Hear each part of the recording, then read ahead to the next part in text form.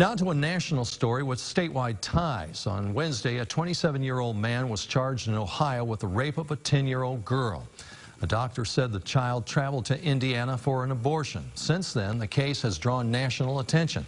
That's because of new restrictions stemming from the Supreme Court's recent ruling overturning Roe v. Wade.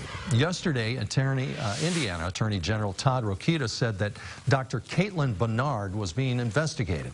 She is the doctor who performed the abortion. Despite this, he offered no specific allegations of wrongdoing. Tonight, Max Lewis explains why legal battles such as this one may become more common. Attorney General Todd Rokita has repeatedly denied our interview requests about his investigation into Dr. Caitlin Bernard. One of the things he was looking into was any violations of patient privacy laws. Today, IU Health said an internal investigation found Dr. Bernard broke no laws. Dr. Bernard has also been under investigation by Attorney General Rokita over accusations she failed to report the abortion on the 10-year-old rape victim to the state. Then we have this abortion activist acting as a doctor with a history of failing to report. However, a terminated pregnancy report we obtained from the Indiana Department of Health shows the abortion was performed on June 30th and the report was filed on July 2nd.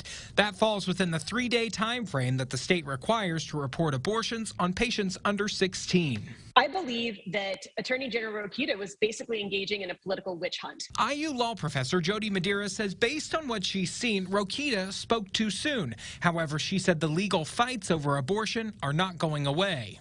I think the Dobbs decision was just the very beginning of something that's going to resonate in our courts for a very long time. When the Indiana legislature meets for a special session in a little over a week, an abortion ban will be on the table. Madeira said it won't go unchallenged. All of these abortion reform measures that are now taking place across the country, including in Indiana, are going to be challenged. While Madeira doesn't expect a total ban, she said it's possible Rokita will be given power to intercede in local cases.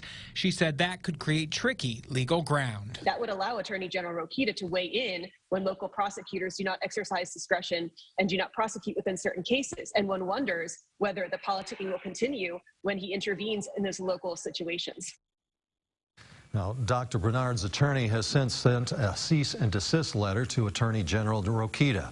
Her attorney states that Rokita made, quote, false and misleading statements about Dr. Bernard on Fox News, along with statements to local media that cast Bernard, quote, in a false light and alleged misconduct in her profession, end quote.